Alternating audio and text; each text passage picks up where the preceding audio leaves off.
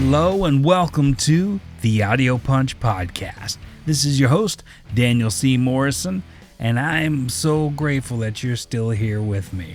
We're into the fourth episode now, 0.4, blaring through the archives of past interviews. You've heard Tech 9, you've heard Sick Puppies, you've heard Disturbed, and more. And soon we're going to do new and fresh interviews, starting with Metallica, Linkin Park, Jack Harlow. Oh yeah, that would be cool to get Jack Harlow since we're here in Louisville, Kentucky too. Jelly Roll, Beyonce. You guys are just throwing out names right now. We don't have any of those yet. But what we do have, you have an interview with Fear Factor, right? It's Fear Factory, dummy. Hey, don't call me dummy. She's your mama too. What? I totally thought you were going to say your mama's a dummy. Guys, no, we don't have an interview with Fear Factory per se. This is why I mute your all's microphones, man. You misinformed the audience here, but no, we have an interview coming with members of the bands Fear Factory, SX10, Skinny Puppy, and Professional Murder Music, which is called Scum Love. And currently, the spotlight artist this week is Scum Love and Agent Sinner. So those of you who like really cool production value in your dark YouTube videos, and especially those fans of industrial metal and post-punk, you're going to really love that. Oh yeah, that's right up my alley. Well, one of those short alleys. But you know what I would really love? Swear Squirrel. Oh yeah, Swear Squirrel. Uh-oh. We're going to have Swear Squirrel again too, right? Yeah, right. He's coming back, right? Okay, guys, I know what's about to happen. We're about to fight over the microphone, so let me just beat you to the punch. I'm not sure we're bringing Swear Squirrel back, but I am going to play a segment from when he used to get pissed every day and then yell at me and cuss me out and then leave. Okay, so sounds bueno. You all can just chill. Let's play that right now. Let's just play that right now. See what's pissing me off today is auto-tune. That motherfucking auto-tune is everywhere. It makes me so mad. Fuck, I just want to get frustrated with people. I say if you can't sing, then don't sing. If you want to invent something new, how about inventing something cool? Not something that fakes your voice. You know what? I'm gonna auto-sing right now. Fucking auto-tune, motherfuckers. I'm just a squirrel. I fucking love my nuts. My fucking nuts. And fuck you for using auto-tune. I said fuck you, sing. Yeah, you fucking motherfucker. Matter of fact, I'm so fucking mad. Hope you're fucking choking some nuts. I'm out of here. Auto-tune, motherfucker. Oh boy, I missed that squirrel. Yeah, Donald Duck had nothing on him. So what is it going to take for us to get Swear Squirrel back? Just going to have to take some interest from the audience, guys. Why do you say audience? You should just say listeners. Does it freaking matter what I say? It kind of does. Not to me. Hello, guys. I'm back again. I heard you saying you wanted something for your audience. Something but not you. Oh. You're always kind of mad to me, but, I mean, you don't have to be so mean. Yeah, dude, you are kind of mean to the guy. Or girl, I still don't know what kind of ghost he is. Yeah, he could be some kind of frickin' poltergeist or some kind of succubus. Oh yeah, I bet he has big, bulgy eyes, big eyes. Hey, ghost, how big are your eyes? Oh, well, see, I bet they're huge. Well, see, I'm not gonna entertain this. I'm just gonna get on with the show, so mute, get away, ghost. Oh. Today's show, we've got Brent Smith from Shinedown, and for some reason, I kind of want to say Brett, but I always mean for it to sound like Brent, so I don't know. Back in 2010, with Alternative Revolt magazine, we were getting so popular that by the 5th or 6th issue, we scored the entire Carnival of Madness Tour musicians.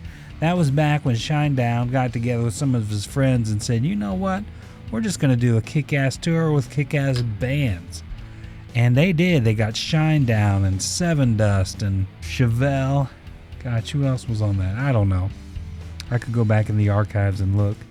But I figured since this is the interview that really pushed me into the media part, into the publicists, into the record labels. It was Brent Smith's answer to busting an instrument on stage. You're just gonna have to listen to see. This was the one that I guess rocket launched me into getting all kinds of artists interested in just what I was going to ask them. One of the greatest feelings in the world was being told by these musicians who get, I don't know, bombarded interview after interview, the same boring ass questions over and over again. To hear some fresh questions and to have a little fun was really, it's amazing for them and amazing to me too. So that's what you're going to hear. You're going to hit Brent Smith's entire interview from before that Carnival of Madness tour. And then also we got a couple other treats coming for you. If you go to the website, www.theaudiopunch.com, I don't know why I have to say those wwws, you www know by now. Theaudiopunch.com has Agent Sinners, Innocence Lost, and also Scum Love's Ego videos. In the Spotlight section, you still have music reviews. Jess Abran's Diary of a Flame EP is still tugging at my heart. And she's actually we're gonna play her Undertones single at the end of this podcast. And for you artists out there looking to get a song professionally done, from recording all the way to mastered, we've got Ronald James at Warped Hat Studio. You should really check him out. I'm gonna bring him up at the end of the podcast. And until then, why don't you guys kick back, grab whatever it is you're gonna drink, fist bump something, I don't care. I don't even know what to go. I'm just rambling now. Just rambling. Let's do it. Hit us, Brent. We have Shinedown on the line with us today, so please give us your name, what part you play in the band, and also, how about telling us your favorite way to break an instrument on stage? My name is Brent Smith. I'm the lead singer of the band Shinedown, and I've never really broken an instrument on stage because I'm the lead singer, so the mic that I use is actually with the capsule and all worth about $7,000, so I just don't have that much change lying around in my pocket, and so I haven't really destroyed anything on stage, to be honest with you. Well, what's your favorite way to crush a can, then? Crush a can? Probably on someone else's head. Hell yeah.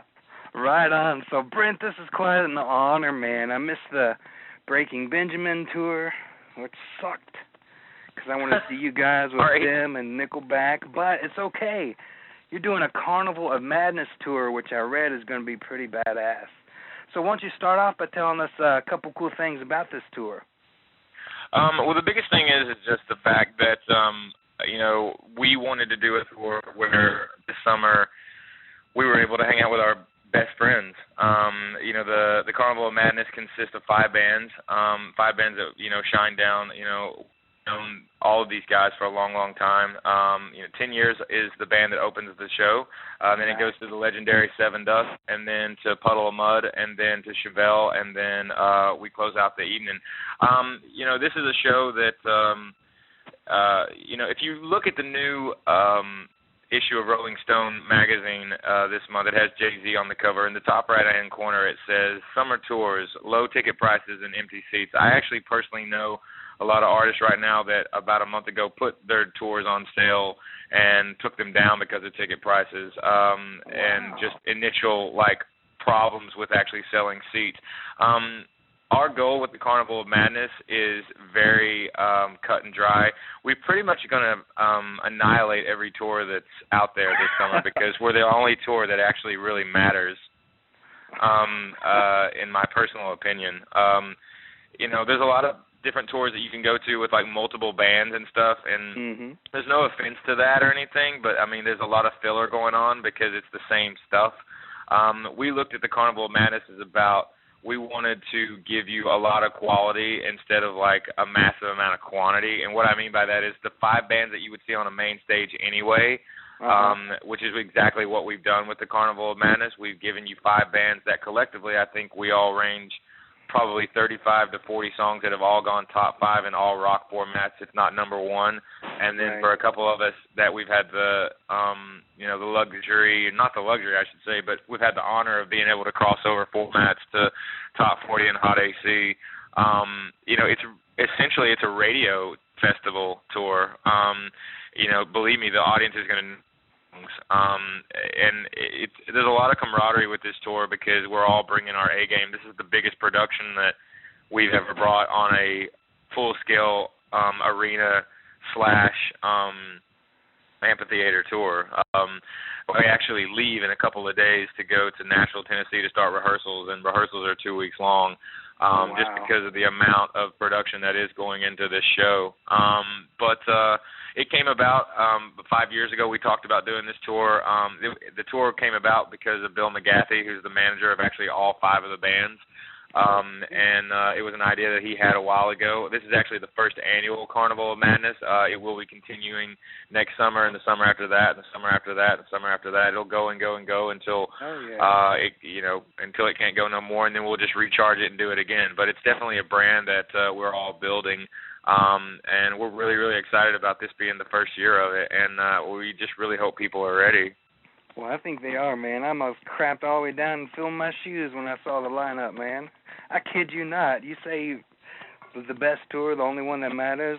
I believe you might be right on that, man.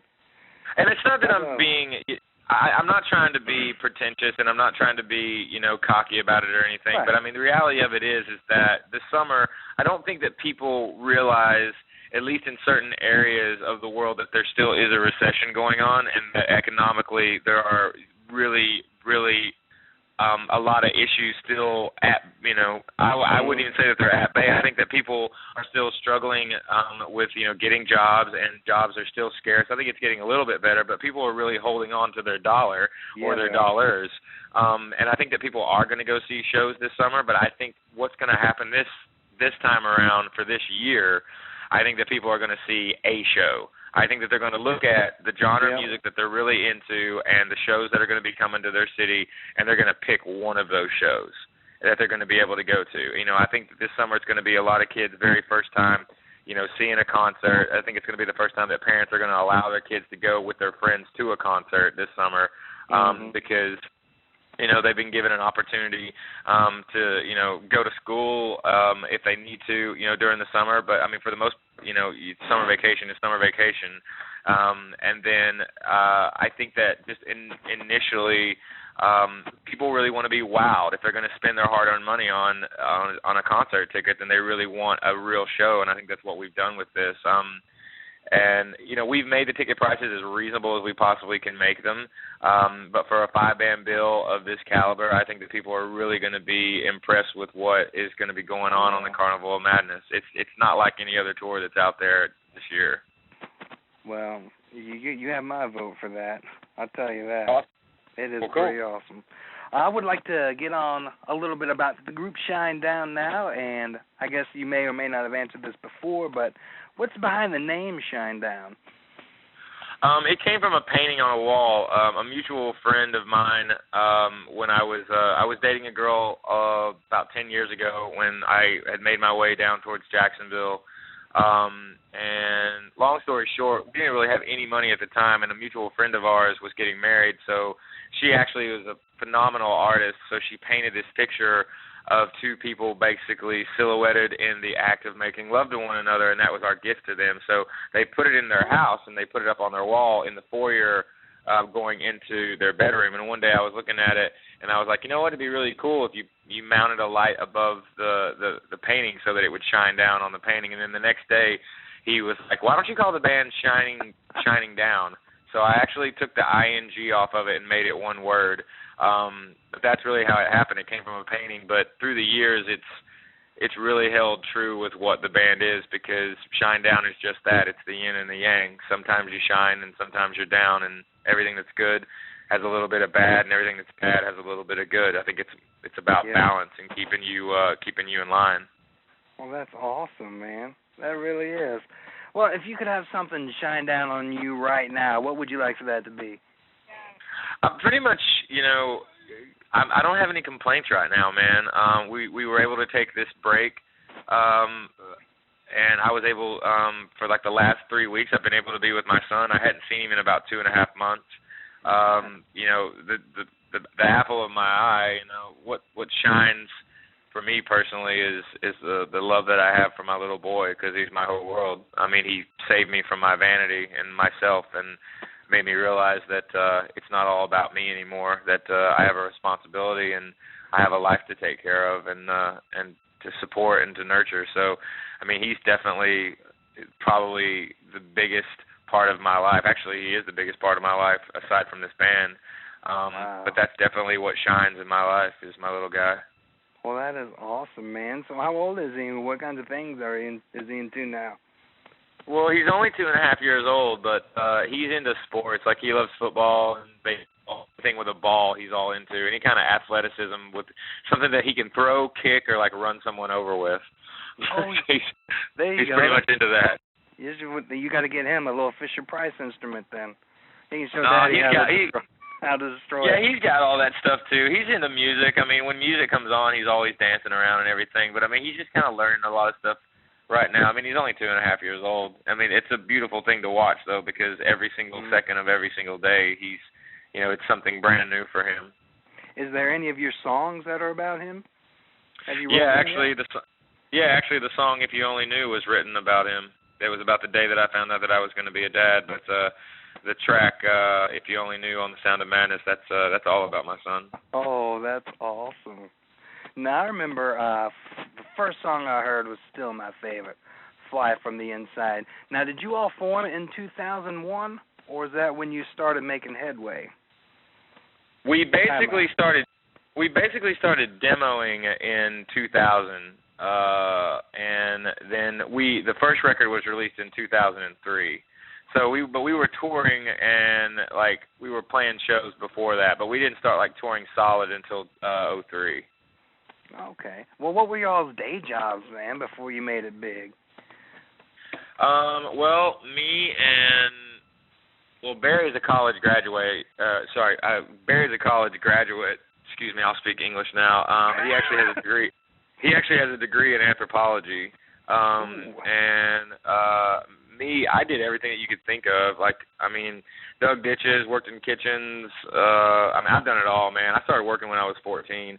Eric is, Eric Bass, our bass player. He's, a total carpenter in a lot of respects. He really can work with his hands a lot and build a lot of different things. He's worked on houses and all kinds of stuff like that. But he's been producing records for like the last 6.5, 7 years. And Zach Myers, our guitar player, would tell you that he's never actually even had a real job. All he's ever done is play music. So that was kind of the road that we've all kind of been handed. Well, nice. That's an awesome collective. So do you all do the lyrics as a group, or is this mostly something you take on? No, I do all the lyrics. Do them all? Yeah. Awesome.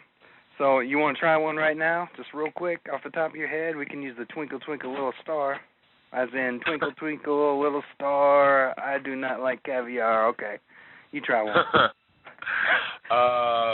What would I say?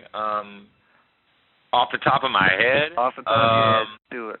You're a master. No, I don't know if I'm a master. I have a lot of thought process goes into what I do. Let me see. What's something that I could come up with? Usually starts with a look, usually ends with a lie.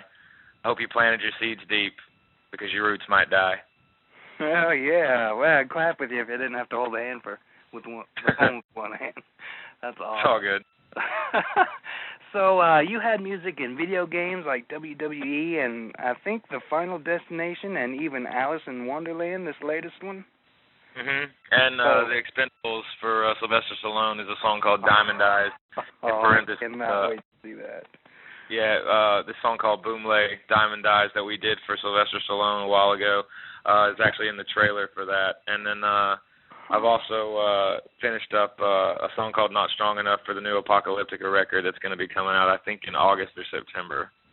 Man, you don't rest, boy. Not really. But that's all good. So did you get to meet anybody from that movie, or is it basically just a song you send? Because I was going to ask you, if you could be in a movie, what kind of movie would it be about? Well, Sylvester Stallone, we got to meet him for The Expendables because he specifically wanted us to write a song for that. So, yeah, he actually took us to his studio and showed us edit parts of the film and what have you that were going to have the song in it. So yeah, we got to meet Sylvester, and that was really, really, for me, I mean, he's a child. I mean, as far as like for me, it's a childhood dream to meet him because I mean he's Rambo and Rocky all in one. So that was really, really cool. And if I could be in a movie, it would have to have a really good script.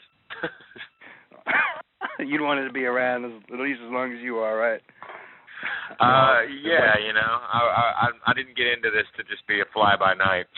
Right. Well, it's paid off, man. So would your movie with an awesome script be about vampires, aliens, or would it be more like...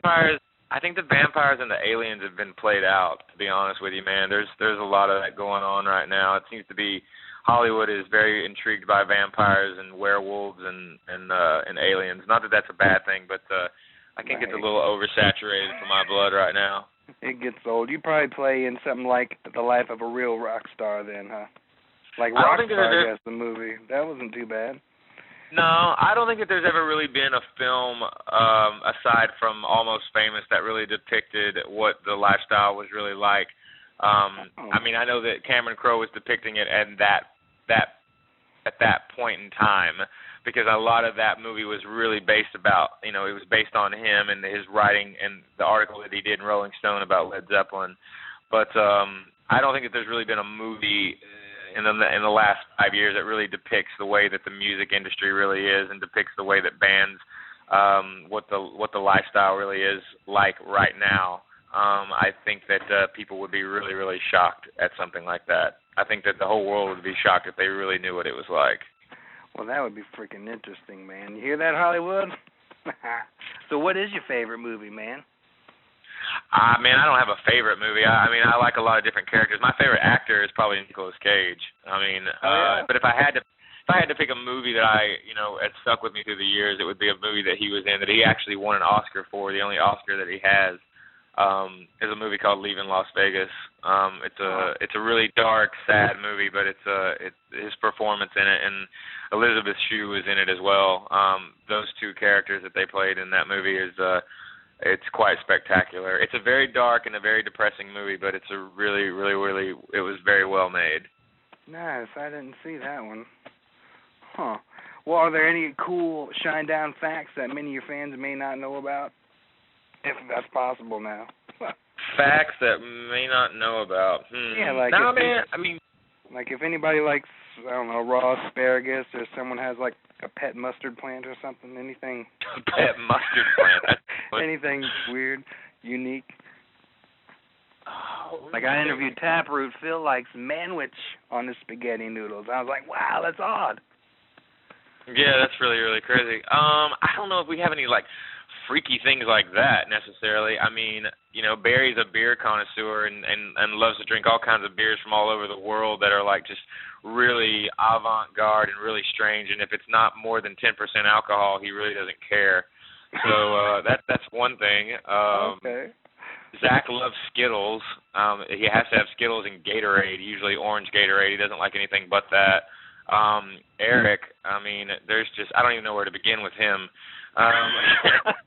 And then me personally, you know what? When I come home to Knoxville to see my parents, I have to have my granny's fried chicken the first day that I'm home, and she's usually already made it for me when she knows that I'm coming in. It's like the best thing in the world. Now that is special right there. That's awesome. I guess you can go ahead and tell me where can people go and hear more of your stuff, your sites and such. I mean, like, there's a MySpace that's still up for Shinedown, but I mean, you can just, the best thing is like just going on Shinedown.com, and you can find all of the Facebook, all of the MySpace, and all the Twitter information there. Ticketmaster and everything for the Carnival of Madness and everything that you need to know as far as like tickets for the shows and what have you, and all those sites. If people want to check me out me personally on Twitter, they can go to the Brent Smith. That's my name on Twitter if they want to see what I'm doing, because I'm always on there and always talking about the band and what have you. And then Shinedown, of course, has a Twitter page there as well. But, yeah, if anybody wants to chat and see what's going on with me, they can always check me out on Twitter. It's just the Brent Smith. And, yeah, you can find Eric and Zach and Barry on there as well. And I mean, as far as like finding information about us personally and what's going on as far as the road and studio and everything like that, it's very easy. Just go to shinedown.com and you can find all the info you need to know. Nice. Now, before I get to the last question, I'm going to add this one because I remembered that you were doing some very cool fan things for this Carnival of Madness tour, something like giving away autographed guitars or such as the thing, similar things for lucky fans. Am I right about that at all? Yeah, the thing about it is that if I really want people to understand that we can't talk about what's going to happen. It's kind of like Fight Club. We can't talk about it. In a lot of ways, the people that buy the tickets to come see the show will have the time of their life when those gates open up and you're inside the venue. Because if you have a smartphone or a 3G network, or if you have a phone that can download applications, that's really, really important, whether it be an iPhone, a BlackBerry, any kind of smartphone, anything that can download an app. There's a company that we're working with called Activate that's going to be doing a ton of giveaways when you're in the venue. I can't give away what's going to happen, but I will say this. These aren't giveaways that are just like, you win a Coke or you win a Budweiser or a hot dog. These are like multiple times during the show you'll have chances to win drum sets. You'll have chances to win guitars. Not a guitar, like guitars, like a lot of guitars. There's multiple chances to win merchandise. There's multiple chances to win a chance where if you download these apps and they're free when you get in there, if you get a ringtone back or you get a message back, you might get a chance to win. Someone's going to get a chance multiple times during the carnival to come backstage and meet one of the bands. You might get to meet Seven Dust. You might get to meet Polo Mud. You might get to meet Chevelle. You might get to meet 10 Years. You might get to meet us. I mean, that's going to happen all through the show, and there's a lot of giveaways just like constantly going to be running the whole time. So it's very interactive. Damn, man. Are you all having any add-ons at this, if you can get them, or is it pretty much 26 and done? No, man. It's it's 10 Years, Seven Dust, Puddle of Mud, Chevelle, and Shinedown. That's the bill, man. Well, I meant 26 show. I mean, you're doing a total of 26 shows. Oh, you mean an add-on? No, man. Yeah. There's no add-ons. It's just 26 shows, man. It's actually really short, dude. It's still gonna be awesome. Like, I think you come like 4 hours close, is the closest you come to me. So what area are you in? It's Carpool. I'm in Louisville, Kentucky, man. So okay. You're coming to Pikeville, Kentucky, and then Knoxville. Those are about 4 hours. So I might have to get a posse. Get a posse, man. Get a Shinedown posse, yeah. Okay, man. I'll just get one last question because I don't know if you know this, but I like curveball questions to finish it up to make it different. So let's say, let's see. Okay, if your tour bus was painted to represent your favorite Shinedown song, what song would it be? What would it be painted? And I don't know, if it could shoot tear gas out of it, would it be Tears of Joy, Pain, or Tranquility? That's not the most simplest question in the world. It's not. Probably it would be, right now, it'd be The Crow and the Butterfly, because that's our newest single that we have out. And we would paint it, I think black and pink would be good. So black for the crow and pink for the butterfly. And it would shoot out tear gas of tranquility and joy. I'm not going to just pick one emotion there. I got to have some tranquility and I got to have a little bit of joy. Awesome. Much like your concerts, I guess. Maybe Definitely. a little pain. Well, Brent, this was awesome. Thank you so much for this interview, man. I wish you all continued success. Thank you. And hopefully I'll be able to see you guys just tear down the roof with your other awesome members on stage, bro. So have a good one, man, and we'll be seeing you soon, hopefully. All right, man. Take it easy. You too. Bye-bye. Bye-bye. And now you're going to get to hear the lovely Jess Abran from Canada with her single from the Diary of a Flame EP, Undertones.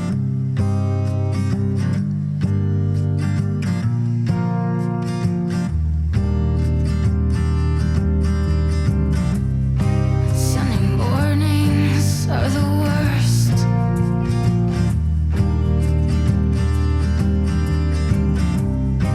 Another week will run its course.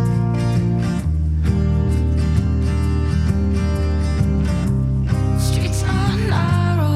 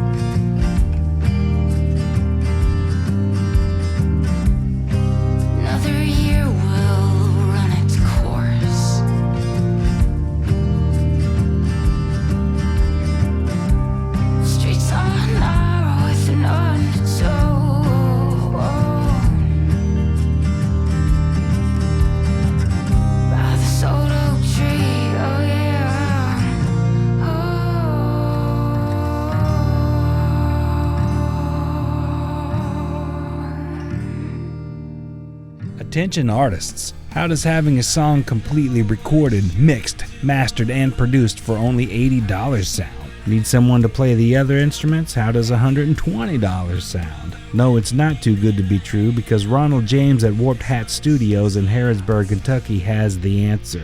Or he can do it via stems from anywhere in the world. Let his 30 years of experience prove it to you. For more details, samples, or just to talk to the guy, contact Ronald James at warpedhatstudios@gmail.com or call him 859-324-5542. Your fans and your wallet will be glad you did.